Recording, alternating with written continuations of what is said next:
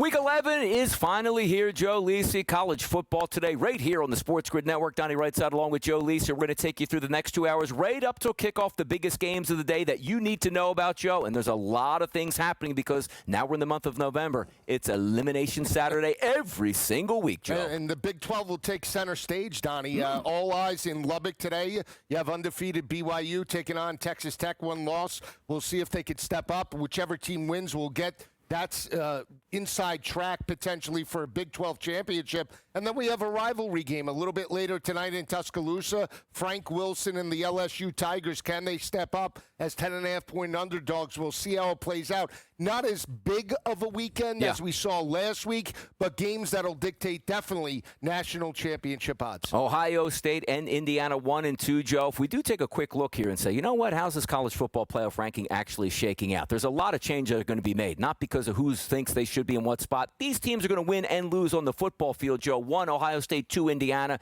A&M, Alabama, Georgia, Ole Miss, BYU, Texas Tech, Oregon, Notre Dame, Texas, and Oklahoma there are set up right now. Now, granted, you're still going to have the group of 5 teams. The automatic bid's going to have to get in there. Are there any discrepancies that you see right now? Because you know what I see right away? Notre Dame listed there at number 10 overall. That means they're setting them up, Joe, to get in. No, not yet. Yeah, it's done deal. We'll see. They play Navy today. They're 26.5-point favorites. They do have a very difficult game over a red-hot Pittsburgh team on November 15th. We'll see. Pitt has won 5 straight. So we'll see. Right now, look-ahead line is basically 10 points. We'll see how it plays out. But if they win out, they're going to have the argument. Now, I will say, depending upon what we see out of the SEC, if there's a 2-loss Oklahoma team going up against Notre Dame, potentially, that could always be a problem. What happens in the ACC with multiple teams?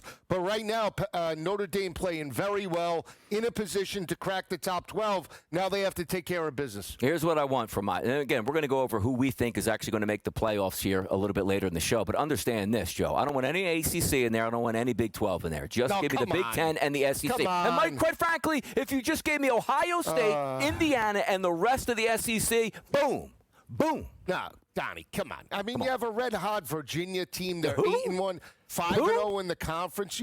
That's why you have expanded playoffs. We don't have the expanded playoffs just for the Big 10 and the SEC. Then we're talking about super conferences, and then we might as well just kill the modern-day college football. And stop. We should have just the SEC, just the Big Ten, and Division III football. That's it. That's all we need in our lives at this point right now. That's all we need. It's too early to have this conversation. No, it's not. Too early. We got 2 hours to go, people, and a lot of really good topics to hit on, Joe. And also, some football happened last night, Joe. Yeah. USC with a big victory yesterday over Northwestern, and Tulane beat Memphis. Any ramifications for you as you sort of set up to say, you know what? Elimination games, SC still alive, some Group 5 teams here. What'd you think about the games last night? Well, I thought they were great. I mean, you talk about the Tulane-Memphis game. Tulane and John Summerall mentioned with a number of different jobs, including LSU. They jump out 35-17 at the half.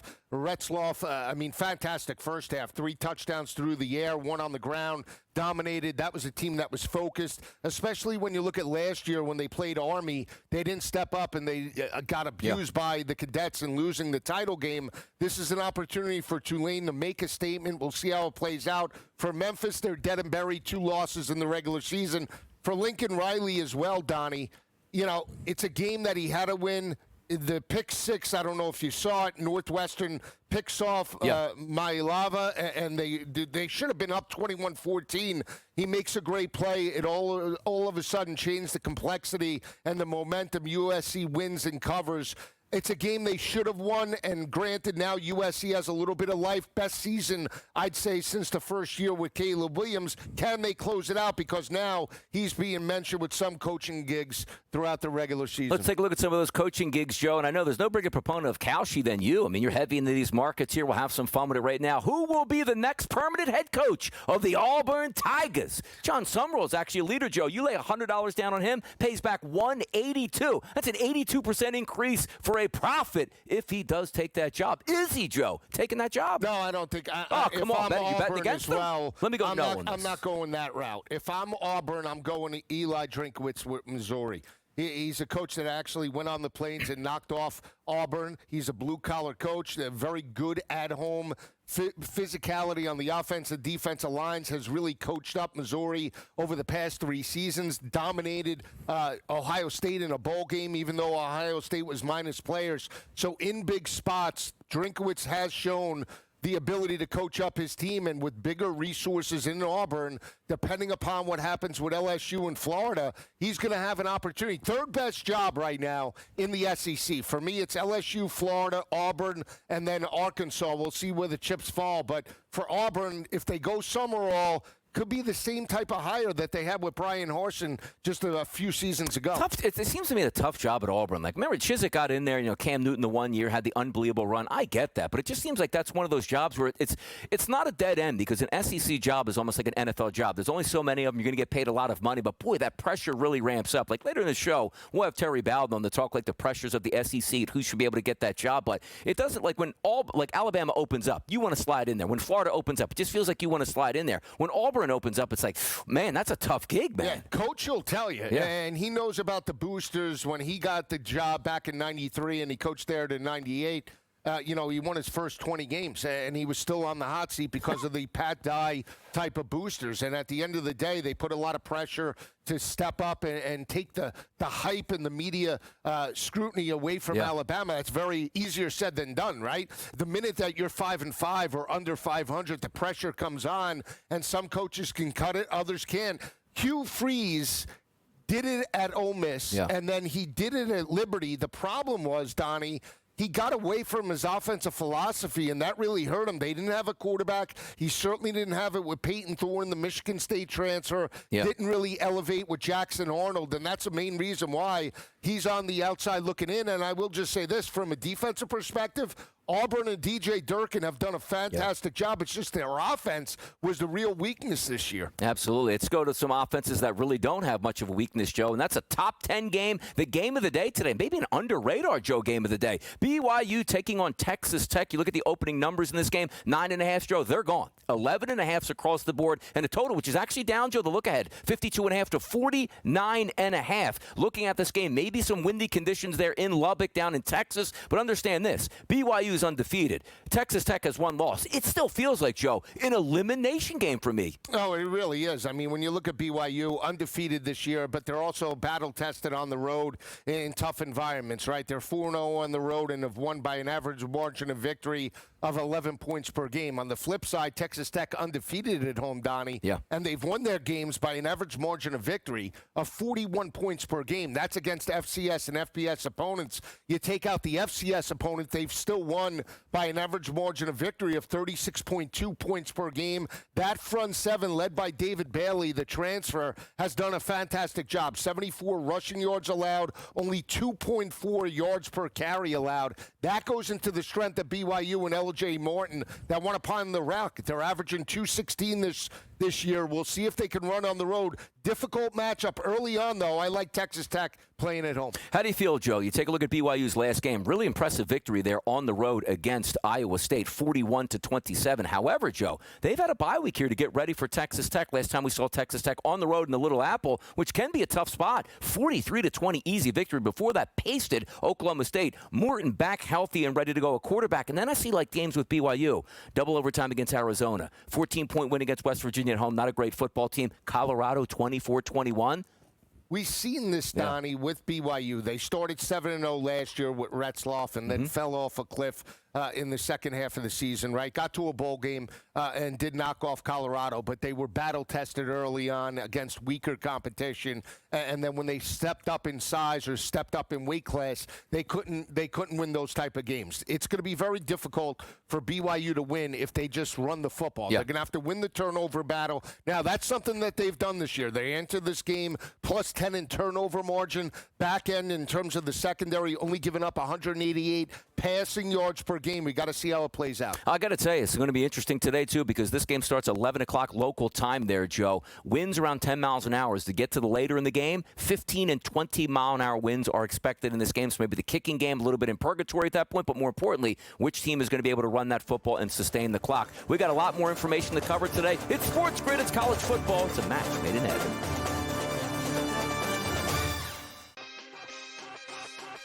Sauce Gardner heading over to the Indianapolis Colts as they go all in on this season and beyond. As I think a lot of people have been noting, that move does not just say, hey, we like what we have this year.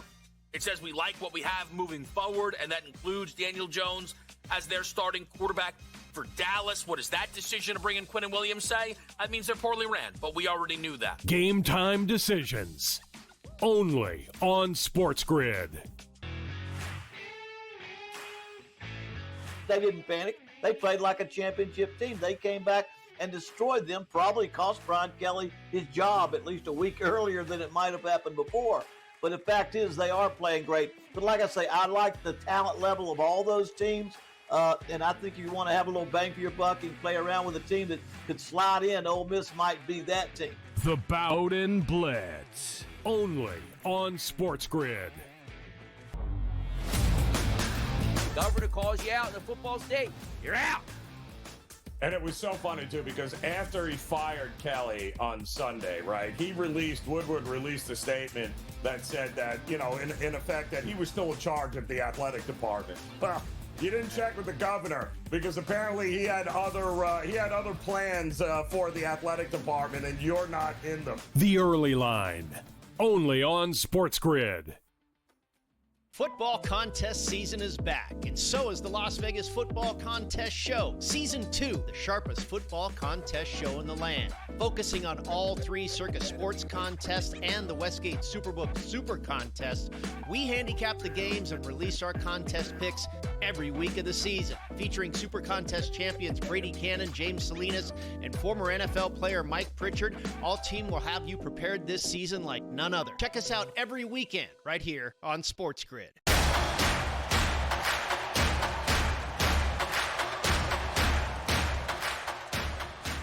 Grid college football today, week 11, big time, big games. And Joe, there's no games I'd rather talk about than in the SEC, and that's the Texas A&M Aggies taking on the Missouri Tigers. If we line this game up today, Joe, opened up at 5.5 as a favorite for Texas A&M, unbeaten on the road.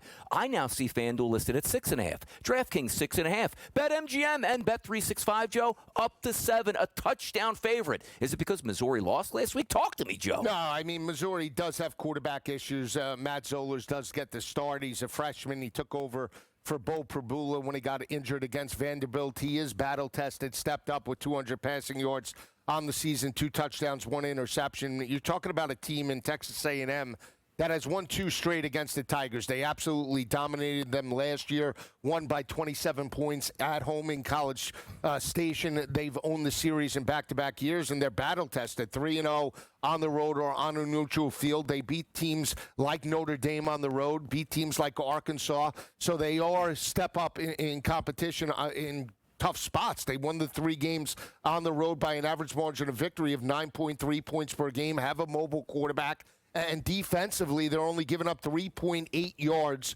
per rush against opposing offenses. And, Donnie, the number 2 ranked third down defense in all of FBS, holding opposing offenses to 22% on third downs. The last 5 games of the regular season, they've held opponents to 8 of 55 attempts. That's 14%. Opponents can't move the football on third down. Yeah. That's why you're seeing 6.5s and 7s in the market. I will say Drinkwitz and Missouri are very good at home, 18-2 over the past couple of seasons. This year they've won by an average margin of victory, Donnie, of 30.6 points per game. Only game they lost was Alabama, but they pushed that game. So they lost it outright, but still pushed the 3 points.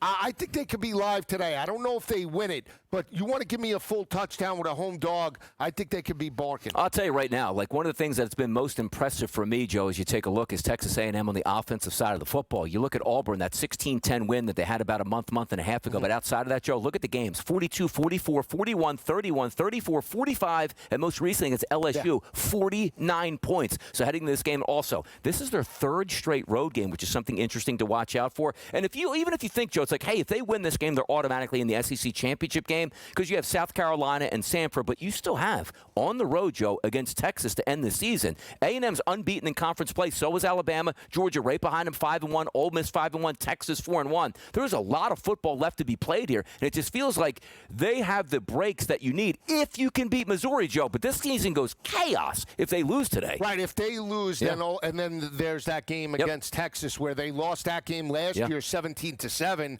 And Texas, let's just say, has 2 losses if they defeat Georgia next week. All of a sudden, now we're jockeying for how many SEC teams potentially with 2 losses down the stretch. You need to get this game if you're an A&M backer because now you have a little bit of breathing room, right? You go 9-0. All of a sudden now you win the non-conference in a couple of weeks. You could afford to potentially lose that game against Texas in a rivalry matchup. I'm not suggesting they do, but you still have a margin of error if you're undefeated entering week number 13. So we'll see how this plays out. From a defensive perspective, you give the edge right now to A&M. The way they went into Baton Rouge just a couple of weeks ago and beat up LSU on both sides of the football, they are legit. Elko's done a fantastic job. They force turnovers, very difficult to throw the football.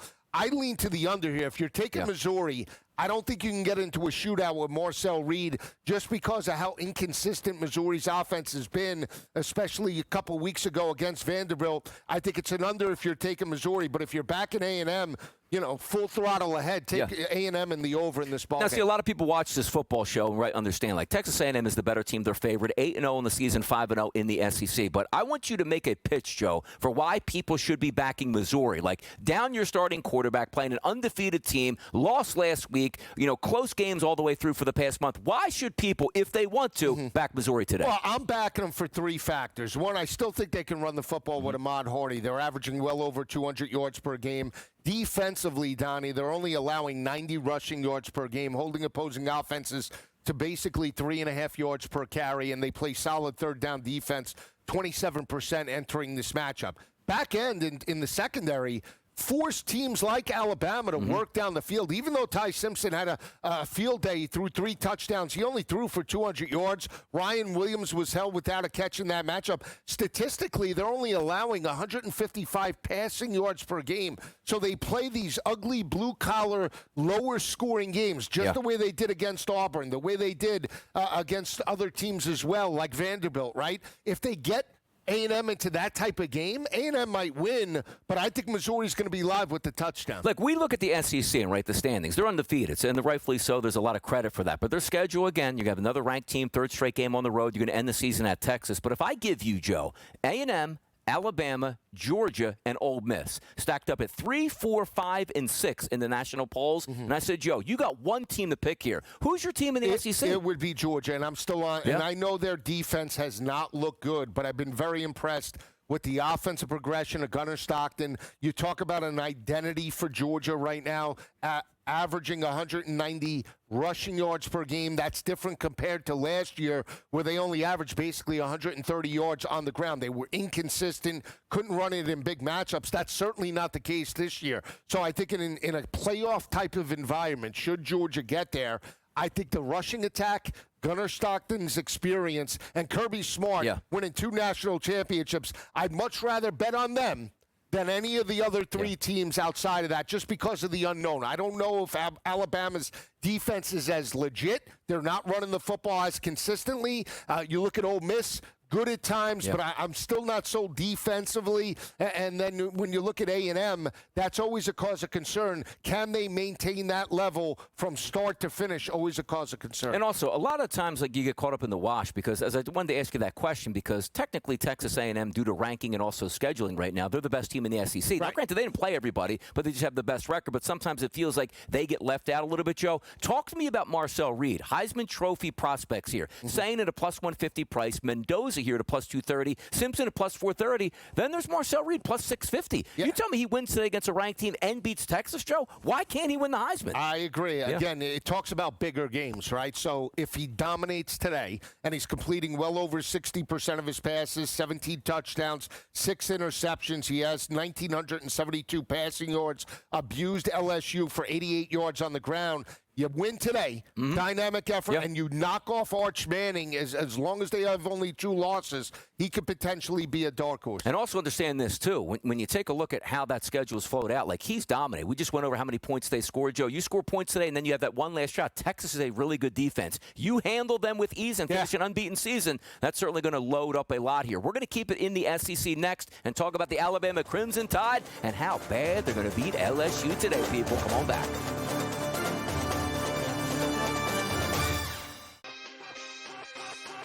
Sauce Gardner heading over to the Indianapolis Colts as they go all in on this season and beyond. As I think a lot of people have been noting, that move does not just say, hey, we like what we have this year. It says we like what we have moving forward, and that includes Daniel Jones as their starting quarterback for Dallas. What does that decision to bring in Quinnen Williams say? That means they're poorly ran, but we already knew that. Game time decisions. Only on SportsGrid. They didn't panic. They played like a championship team. They came back and destroyed them, probably cost Brian Kelly his job at least a week earlier than it might have happened before. But the fact is they are playing great. But like I say, I like the talent level of all those teams. And I think if you want to have a little bang for your buck and play around with a team that could slide in, Ole Miss might be that team.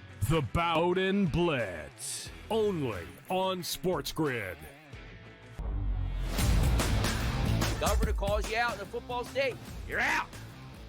And it was so funny, too, because after he fired Kelly on Sunday, right, Woodward released a statement that said that, in effect, that he was still in charge of the athletic department. Well, you didn't check with the governor because apparently he had other plans for the athletic department, and you're not in them. The Early Line. Only on SportsGrid. Football contest season is back, and so is the Las Vegas Football Contest Show. Season 2, the sharpest football contest show in the land. Focusing on all 3 Circus Sports contests and the Westgate Superbook Super Contest, we handicap the games and release our contest picks every week of the season. Featuring Super Contest champions Brady Cannon, James Salinas, and former NFL player Mike Pritchard, all team will have you prepared this season like none other. Check us out every weekend right here on SportsGrid.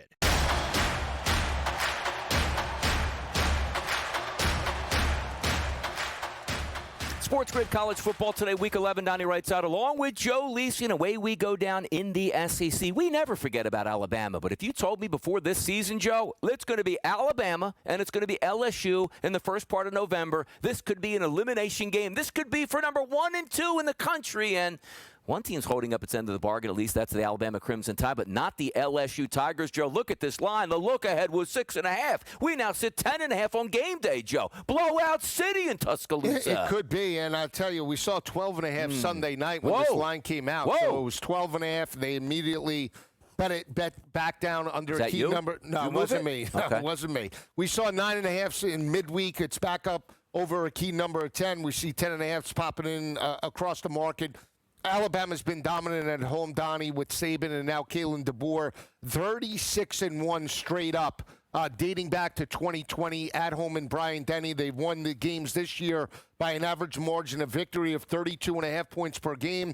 They did get pushed by Vanderbilt, but Vanderbilt's much more sound than LSU is. What are you going to get out of Frank Wilson and the interim staff? I know a lot of teams that have interim staffs have stepped up. They've covered lines just the way Florida did against Georgia last week. I know it's a rivalry game. They've had an extra week of preparation. But I just can't pull the trigger on LSU. I have a ton of concern about what we're going to get out of Garrett Nussmeier, what this offense looks like. Akins now, the tight end coach from Florida State and OC, is going to now be calling the plays. I don't know what we're going to get out of LSU's defense. Weeks is out again. I think this is a big Ty Simpson game. My heart wants to take LSU with the points, but I think Alabama rolls.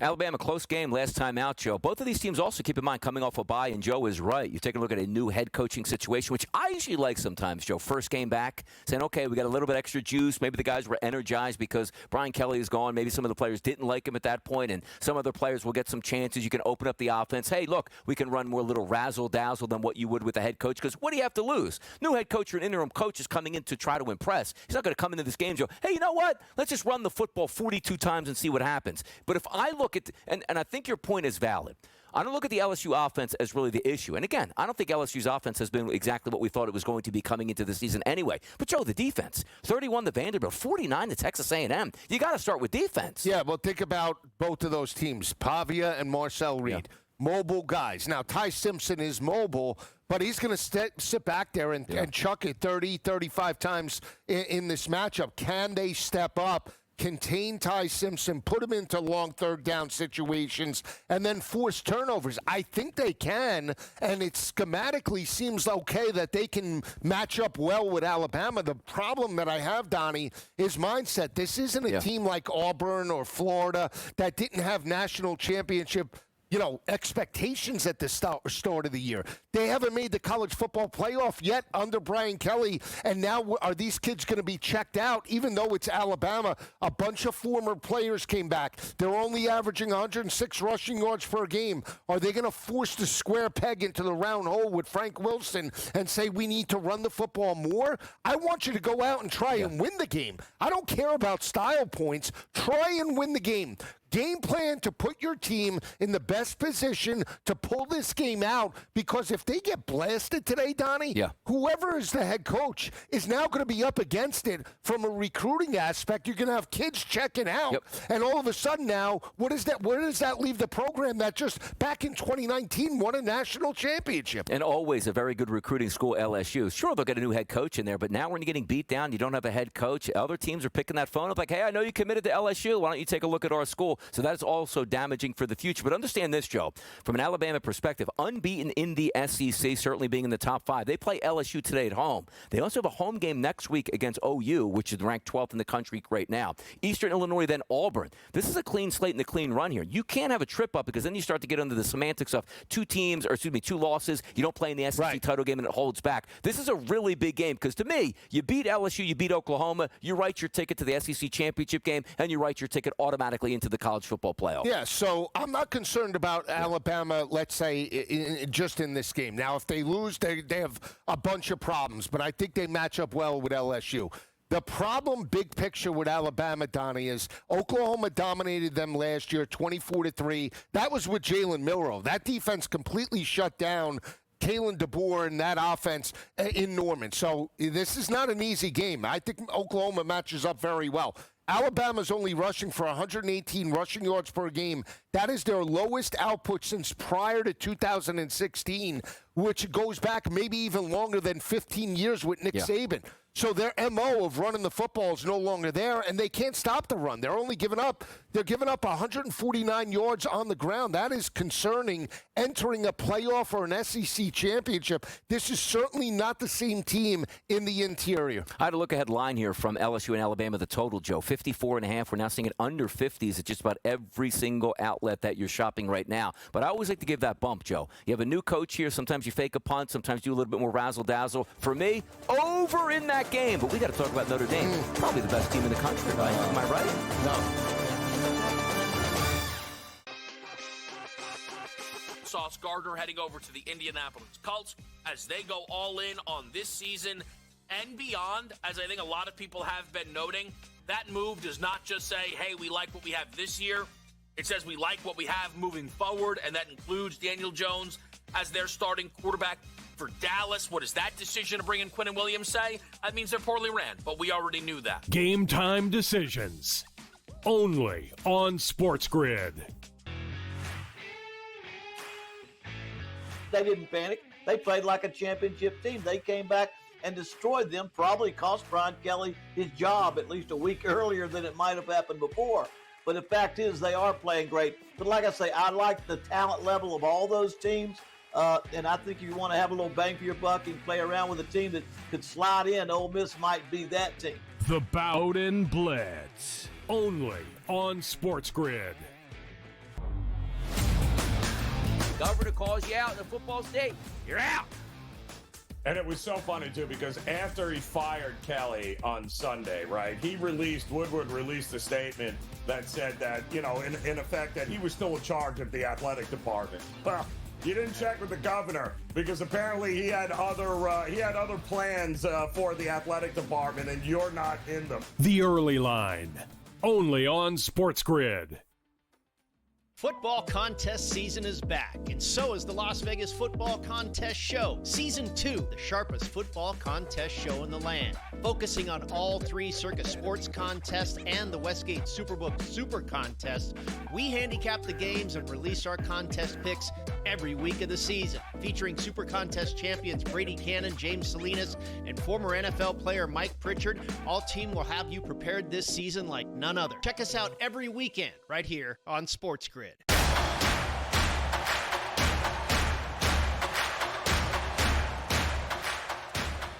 SportsGrid, college football today. He's Joe Lisi over there. We don't have to pay attention to him at all right now. It's Donnie Rightside time here because I give on, I feel like I'm a politician here, getting up week after week telling you exactly what the deal is. You know what the deal is? We saw Notre Dame once again lose their first game. It's okay. You saw Notre Dame then lose to maybe the best team in the country, Texas A&M. Close loss. DRS told you, it's okay, people. And the constant winning each and every week when everybody's telling me, hey, well, if it's Joe Lisi or Paul Feinbaum, they don't have any wins. They can't get in the college football playoff. If we are using Kalshi, you'd be a millionaire right now if you bet on the Notre Dame Fighting Irish after the first 2 games of the season. Why? Making the college football playoff currently minus 355 at this point right now. Crazy talk. Look at us, Joe. I got the North Face on, me and the Leprechaun standing on the top of the mountain. I can only hope. Yeah. In a couple weeks, I can introduce you to what a real college football team looks like. Not LSU, but Notre Dame in the college football playoff. And you can look at me on this set and say, you know what, Donnie? You were right. You said all along they would get in the college football playoff when nobody believed. Right, yeah, okay. So let's take it for where it is. You had 2 takes at the start of the year. One of them was the Hurricanes, which fell off a cliff, Look, top 20 imploded. team. Big Top chest 20 team, Mario baby. Cristobal Top and the 20. Miami Hurricanes did exactly Your what they take do. was They got LSU. blasted. Where are they at? Target coach. So Yeah. wait a second. So now you jump on the Notre Dame train. How good does the Miami loss look now with the Tremendous. Hurricanes? Oh, yeah, now tremendous. you say Miami lost to one of the best teams in the country. And That's by the way, that's a moral victory now. And by the way, Notre Dame went into Chestnut Hill against a 1-7. Okay, They gave Bill it a- O'Brien nobody goes and to the Boston College doesn't come out with a spread. 28.5 point favorites. They Fought win by hard. 15. They were on Fought life hard. support in the third quarter. If it wasn't for Jeremiah Love, Look, the Irish that's okay. Catholics They're in going to be Boston, 7-2. they showed up. You know what? They're going to be 7-2. That price in Kalshi's going to get a little higher, and then you know what you do? You lace into it. It's a dead cat bounce because when Pitt and Pat Narduzzi knock off Notre Dame, this argument will be dead and buried, and then you have nothing to hang your hat on. Now. You're holding on to Nothing. Pitt now after all this. All these weeks of wins. Now, understand this, Yes. Joe. The Notre Dame Fighting Irish play one of the best teams in the nation today. Did you see the record on Navy, Joe? They win this game. They might be thrusted into the top 5. How about that? 27.5-point favorites here. 55.5 is the total. Notre Dame. Mr. Love continues to run wild, and he will do that again today, Joe. Well, I hope they cover the number at least. They did Who's this certainly. Horvath kid? Who's this Horvath Blake kid? Horvath. They can throw the football. get out I of will town. say this.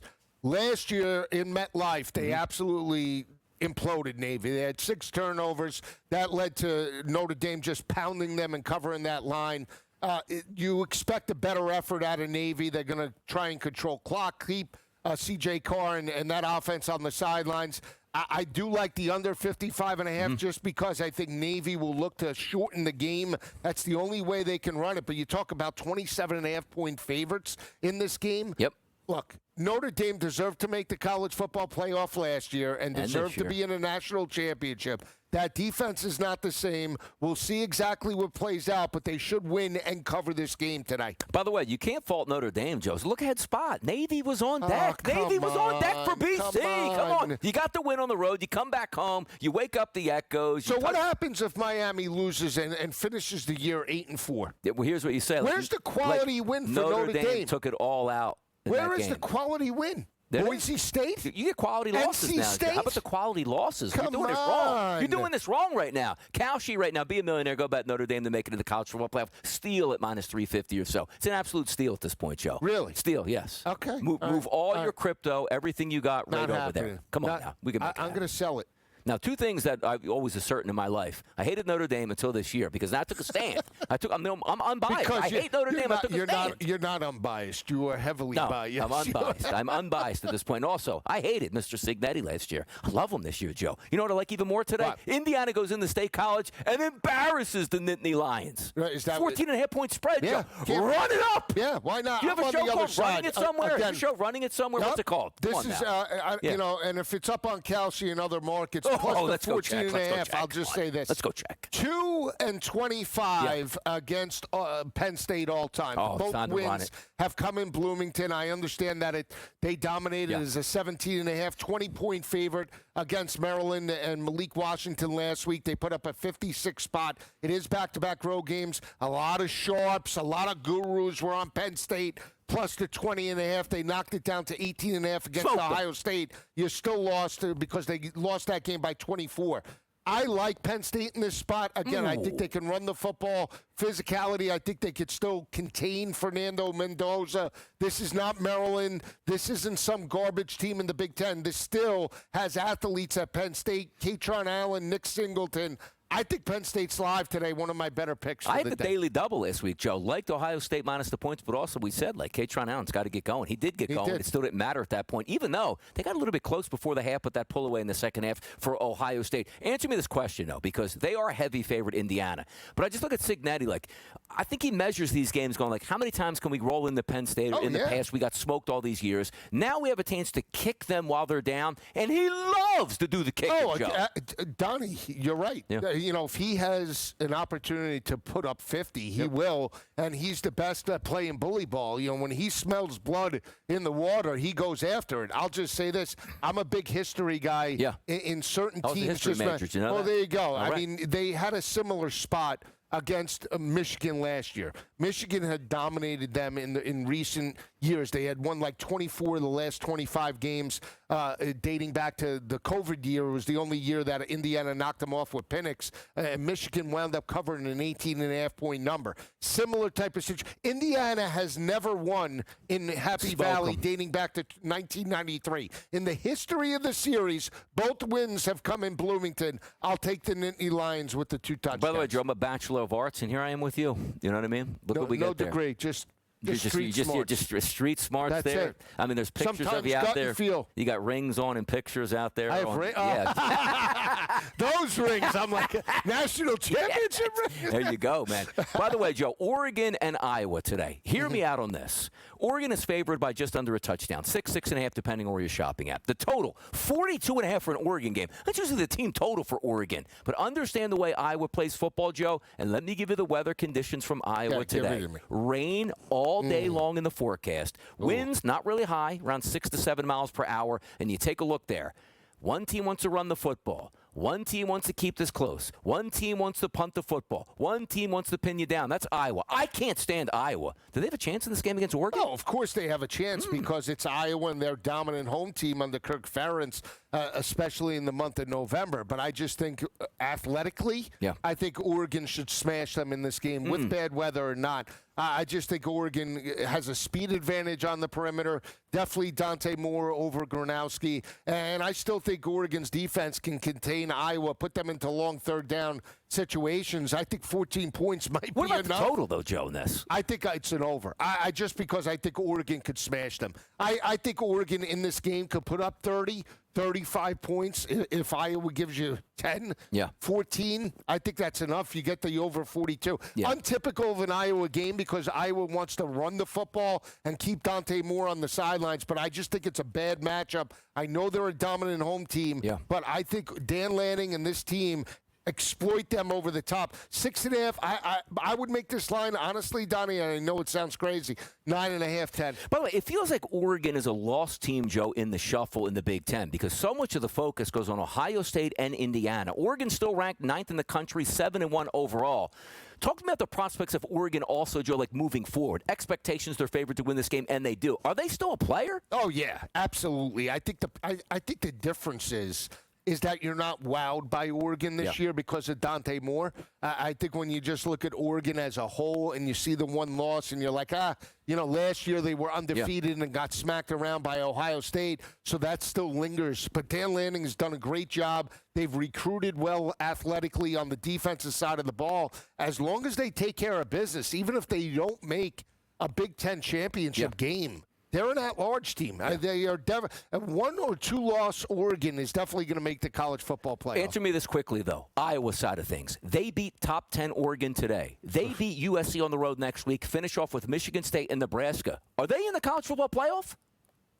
They got a shot, man. They have a shot, but I'll pose this. I brought it up to Coach Bowden. Iowa versus Oklahoma that has two losses. And Oklahoma I take Iowa would knock off Alabama. I can't stand the way Iowa plays, so they get downgraded immediately. I would have Oklahoma. If Oklahoma and Iowa are two losses, it's Oklahoma. All right. We are getting through this college football playoff slate here on a Saturday. It's time to talk to the coach. What coach is that, you say? It's Coach Terry Bowden. We need that information. We need that knowledge, and we are going to get that next.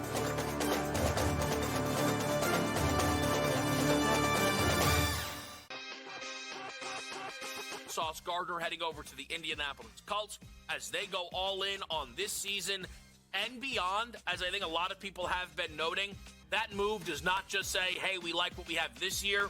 It says we like what we have moving forward, and that includes Daniel Jones as their starting quarterback for Dallas. What does that decision to bring in Quinnen Williams say? That means they're poorly ran, but we already knew that. Game time decisions.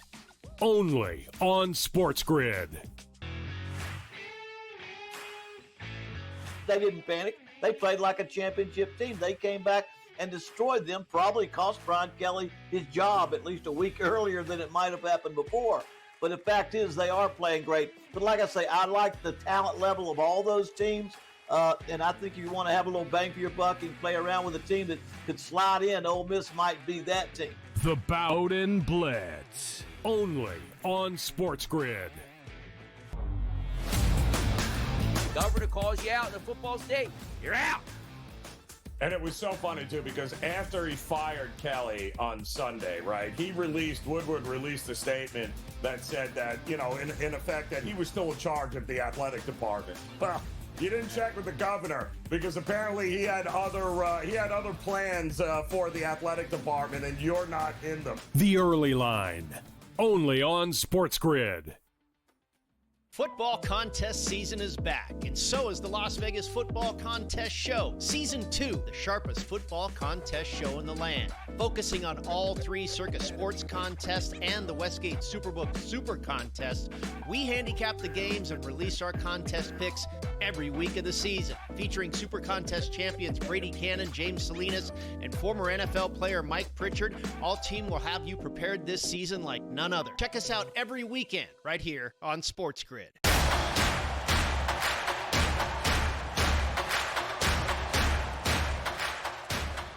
College football today. It's a Saturday. It's the place to be. And it's Donnie Rightside. And it's Lisi. Now we're beginning to Coach Terry Bowden. It's a big Saturday in college football. It's November already. Coach, how we feeling? I'm feeling great. Great football today. Great football last night. Didn't pick winners last night, but I had winner watching great football and some more great stuff today. It is great, too, because each and every Saturday now feels like an elimination, Coach. If we get right to the Big 12 here, BYU and Texas Tech, we don't have to wait long for this one. A 12 o'clock start in Lubbock. This game, Coach, opened up around a 9.5. Today, early morning, was 11.5. Right now, Coach, we're seeing 12.5 as a favorite for Texas Tech over BYU. And for most people watching out there, don't understand about BYU, BYU is undefeated and ranked higher, but Texas Tech, heavily favored, Coach. Yeah, undefeated ought to be enough to be said, but all the stats go with the Texas Tech. All the numbers go with Texas Tech, but the one big number is 8-0, and that goes with BYU. They're the find a way to win kids. They are never give up, play it close. They've won 3 close games in the last three times they've gone out, and they find a way to win. And the other team, Texas Tech can score.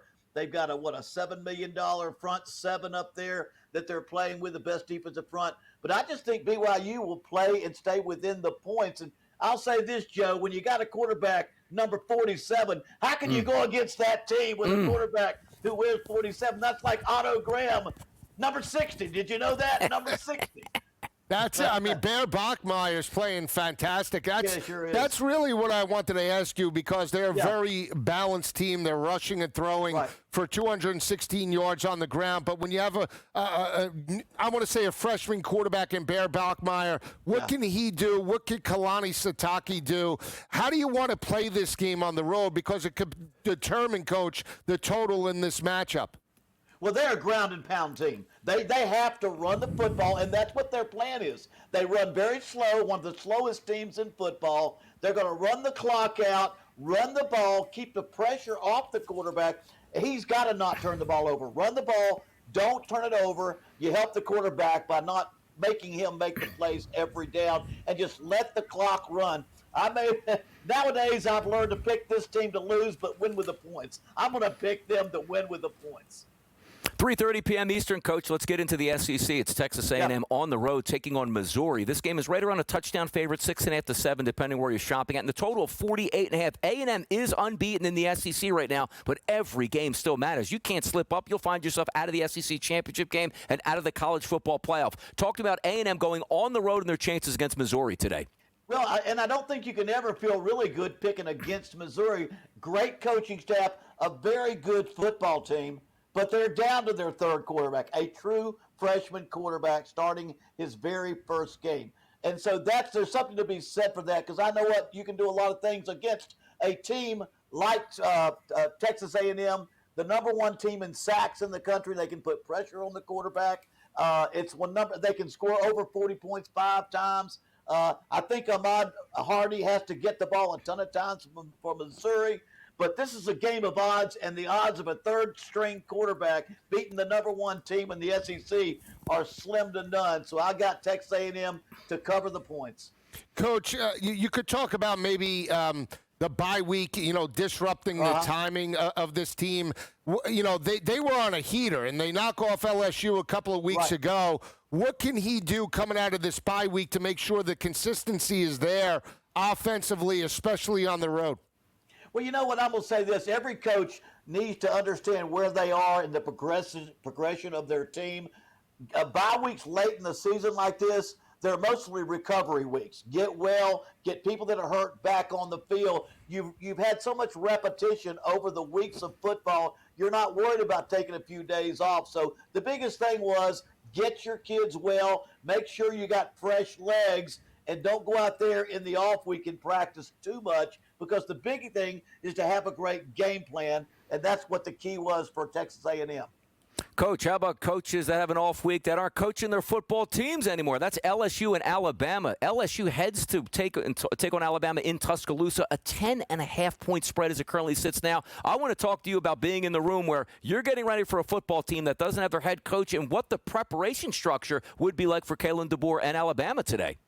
Well, I mean, the biggest thing at Alabama, you know who your rivals are. LSU is a huge rival. You grow up with that being a rival. LSU, I don't care who's playing there, they know Alabama is probably the number one team year after year after year they want to beat. And I've been studying this phenomena now. Fire your coach midseason. How does your team react? Well, look what UCLA did. They won. Look what Florida almost beat Georgia. I mean, Virginia Tech won a couple. Arkansas played well. I think these teams will rally around their kids, the coaches. They'll pull together.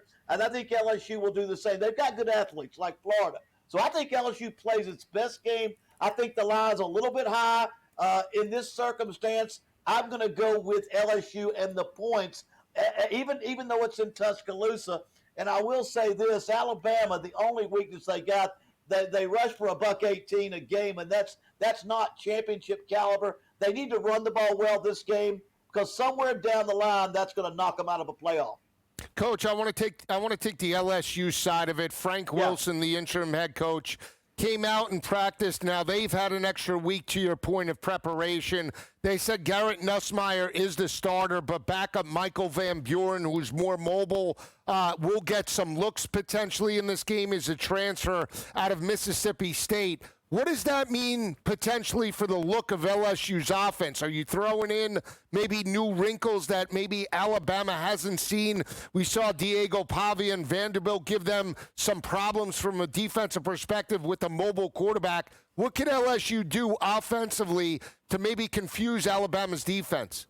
Oh, I think there's no doubt about it. With a week off, nothing to lose. You put a wrinkle in here, a wrinkle in there. I think the Louisville-Miami game, remember that game where we saw that Louisville had a week off and Jeff Brom took two quarterbacks, faked a field goal, put something in, a wrinkle or something in that'll get you 3 to 7 points. I think very likely you could see a different quarterback, a Wildcat quarterback, something different to try to gain 3 or 7 points early before the defense has time to adjust. Hey, Coach, let me get you a quick analysis here on the Heisman Trophy race today. Sayin, Mendoza, Simpson, Reed, Stockton. Who is your Heisman favorite today?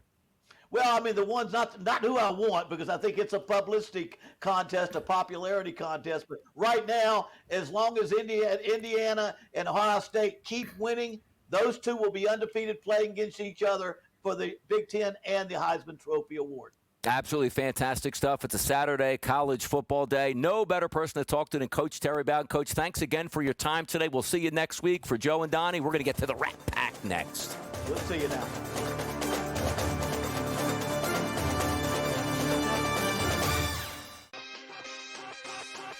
Sauce Gardner heading over to the Indianapolis Colts as they go all in on this season and beyond. As I think a lot of people have been noting, that move does not just say, hey, we like what we have this year. It says we like what we have moving forward, and that includes Daniel Jones as their starting quarterback for Dallas. What does that decision to bring in Quinnen Williams say? That means they're poorly ran, but we already knew that. Game time decisions. Only on SportsGrid. They didn't panic. They played like a championship team. They came back and destroyed them, probably cost Brian Kelly his job at least a week earlier than it might have happened before. But the fact is they are playing great. But like I say, I like the talent level of all those teams. And I think you want to have a little bang for your buck and play around with a team that could slide in. Ole Miss might be that team. The Bowden Blitz. Only on SportsGrid.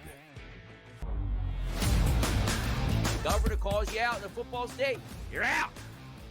And it was so funny, too, because after he fired Kelly on Sunday, right, Woodward released a statement that said that, you know, in effect, that he was still in charge of the athletic department. Well, you didn't check with the governor because apparently he had other plans for the athletic department, and you're not in them. The Early Line. Only on SportsGrid. Football contest season is back, and so is the Las Vegas Football Contest Show. Season 2, the sharpest football contest show in the land. Focusing on all 3 Circus Sports contests and the Westgate Superbook Super Contest, we handicap the games and release our contest picks every week of the season. Featuring Super Contest champions Brady Cannon, James Salinas, and former NFL player Mike Pritchard, all team will have you prepared this season like none other. Check us out every weekend right here on SportsGrid.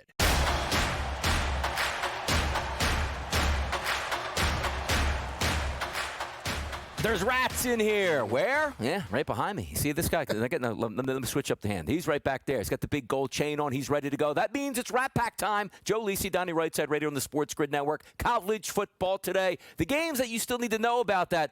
I like the Rat Pack scenario because you love the Rat Pack. By the way, Miami and Syracuse should not be a Rat Pack game. That's disrespect. It most certainly should be a Rat Pack LSU game. Every week. Yeah, I know. Now you want to Yeah. throw in the Rat Pack. It's amazing when it's your team, Miami, where fell right off a cliff. Remember Plinko? But see, they say you can't. You play good football at the beginning of the year. You hit the lull, then before the playoffs, bam! How right is he in still the head coach of Miami? It's genius. How? Where do you see the quarterback they buy next year, Joe? That's when we're going to win. They still won't win anything. That's when we don't win it. Hey, Carson Beck, come on now. Show up, show out. We'll get to that game in a second. But the game I want to start with first, Joe, the Ohio State University. 50.5 is the total. You probably could say they could win this game by 50 points themselves. Playing Purdue, Joe, 29.5. Almost 30 points on the road at Purdue. Banging that big drum. Boom, boom, boom. Getting hammered today. I mean, I still World's would biggest take drum, it says. I would still take the points with 30 points in a conference game. if you're going to bet this game, I would take Purdue with the points and the over. I think Ohio State could put up potentially 40, but that doesn't mean Purdue can't cover backdoor in a tight type of situation, especially when you think about the second half of the season. Ohio State's a shoo-in to make the college football playoff. In second halves of games now, with Michigan lurking and Big Ten championship lurking, do they start resting players in this situation, especially if they don't have a bye week?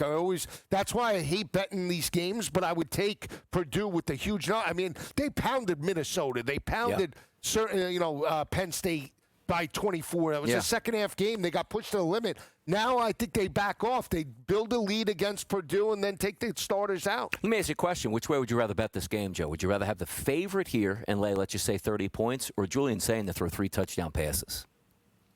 I think they can run on them, though, with Bo Jackson and C.J. Donaldson. That's the problem. I would take Ohio State first half, if anything. Because I talked to Coach yesterday. I would take them first half. And my question was, like, when you have a quarterback wide receiver combination that's in the Heisman race, like, is it your duty to actually get them involved, which means pump up their numbers? And he's like, absolutely. And it makes sense because it's great for recruiting. So I see, like, if they're on the 5-yard line, why are you handing it off to Bo Jackson? Roll him out of the pocket, dump it off for a touchdown. Yeah, Jeremiah Smith is definitely there. Yeah. But now he's really going to have to take off. If Jeremiah Smith's going to steal a Heisman the way Devontae Smith did, you got to put up Devontae Smith type of numbers. I mean, Devontae Smith against LSU had like 272 yards in that COVID year. So we haven't seen that out of Jeremiah Smith. It's been Tate, it's been Smith, and he's had good performances, but not elite. So that would be a cause of concern for me, but he could still steal it. Toughest ticket in the nation this week, Joe. Getting the ticket to the Miami Hurricanes game against Syracuse today. Look, you have to look at last year, Joe. They ruined their season, Syracuse. This game means more than it means more than the 2001 Half national the kids champions. on the team don't even know they lost to them last year because they've regurgitated talent in and out. Yeah, it's like a 30-point favorites we're going over, Joe. Miami rolls today. Malachi? Syracuse you ever hear of a guy named Malachi? Yeah. Syracuse lost to North Carolina last week. They were 2.5-point favorites against UNC and lost by 17. Yeah. Joseph Filardi completed 4 of 18 passes. That was 22% against North Carolina. I mean, the only thing that I like is Miami should pound them, but I like the under. Again, is Miami going to show out in this game? Yeah, look, Joe, 65,000 strong, and they're rocking today against Syracuse. The comeback is real. You're lucky if you get 10,000 fans in South Beach tonight. Come on, what are they going to be at the beach? I mean, you'd rather be at a Miami Hurricanes nobody game shows the way out. you go. It's just like the Miami Dolphins. They're terrible. By the way, is anybody going to show out? The Death Valley used to be like everybody shows up. Is anybody showing up to Clemson football anymore, including their coach and their players, Joe? Donnie. 1.5-point favorite over Florida State today. I have banged this drum for all year. Think about this. Boom. 3 losses from 2015 to 2023, right? Entering 2024 at home. Basically a 9-year span, they only lost 3 games straight up. They've lost 6 in 2 years. All 4 losses this year have been at home.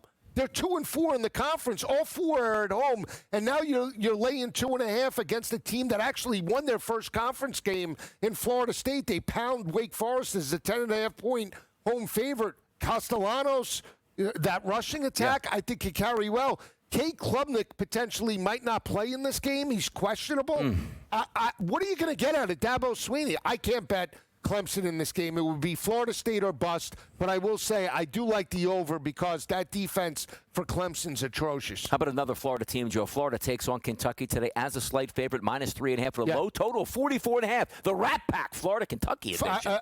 Kentucky gets the win last week, but I think if Florida comes in, they have owned Kentucky in recent, throughout the series. Laying 3.5, I think they win. By the way, is that one guy on the Rat Pack? Is that like Suge Knight down there? He looks like Suge Knight. I can't see. Look at the guy to the left right there. That's got to be Suge Knight over there. Isn't it? Rat Pack style. That's how you end hour number 1. That's how you enter into hour number 2. Donnie Rightside, Joe Lisi. Don't you go anywhere. We'll be right back in this.